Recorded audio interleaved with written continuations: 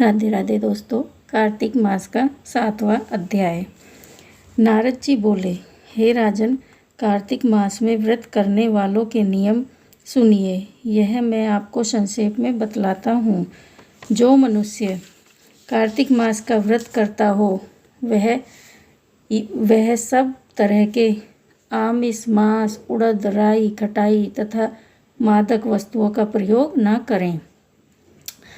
यह व्रत करने वाला दूसरे का अन्न ग्रहण न करें, किसी से द्वेष न करें तथा तीर्थ के अतिरिक्त अन्य कोई यात्रा न करें। देवता, वेद, ब्राह्मण, गौ, व्रती, नारी, राजा तथा गुरुजनों की निंदा न करें।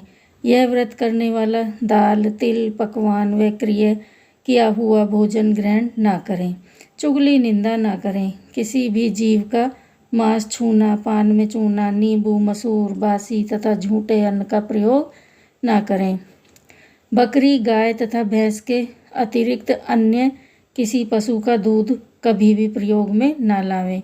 तांबे के बर्तन में रखा हुआ पंचगव्य बहुत छोटे घड़े का पानी एवं केवल अपने लिए ही पका हुआ अन्न प्रयोग करें। कार्तिक मास के व्रती सदा ब्रह्मचार्य रहें, पृथ्वी पर सोएं और दिन के चौथे पहर में केवल एक बार पत्तल में भोजन करें।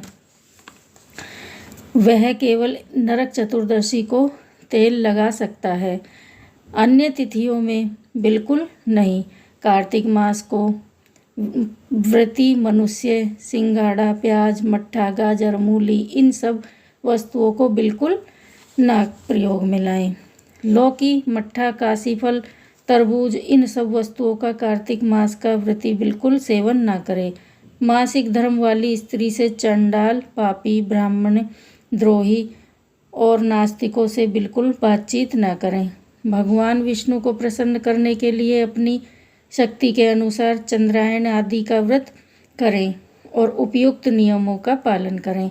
कार्तिक का व्रत करने वाला मनुष्य प्रतिपदा को कुम्हाड़, द्वितीया को कटहल, तृतीया को तरुण स्त्री, चतुर्थी को मूली, पंचमी को बेल, षष्ठी को तरबूज, सप्तमी को आंवला, अष्टमी को नारियल, नवमी को मूली, दसवीं को लौकी, एकादशी को परवल, द्वादशी को बेर, त्रयोदशी को मट्ठा, चतुर्दशी को गाजर तथा पूर्णिमा को साग यह वस्तुएं प्रयोग में ना करें।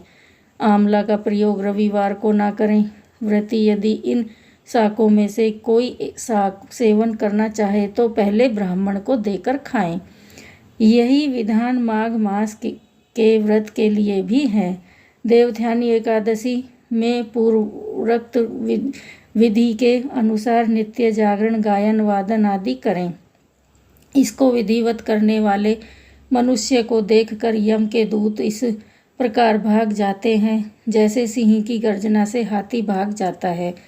यह कार्तिक मास का व्रत सब व्रतों में श्रेष्ठ है। इसके अतिरिक्त जितने भी व्रत यज्ञ हैं वह हजारों की संख्या में किए जाने पर इसकी तुलना नहीं कर सकते, क्योंकि यज्ञ करने वाले मनुष्य को केवल स्वर्ग में ही जाते हैं, किंतु कार्तिक मास में व्रत करने वाला प्राणी सीधा वैकुंठ को जाता है। जिस प्रकार राजा की रक्षा करके उसके अंगरक्षक करते हैं, उसी तरह कार्तिक मास का व्रत करने वाले की रक्षा भगवान विष्णु की आज्ञा से इंद्र आदि देवता करते हैं। कार्तिक मास का व्रत करने वाला मनुष्य जहाँ कहीं भी रहता है वहीं पर उसकी पूजा होती है, उसका यश होता है। उस स्थान पर जहाँ की वह रहता है भूत पिशाच आदि कोई भी नहीं रहने पाते। विधि सहित कार्तिक मास का व्रत करने वाले मनुष्यों के पुण्य का वर्णन श्री ब्रह्मा जी भी नहीं कर सकते।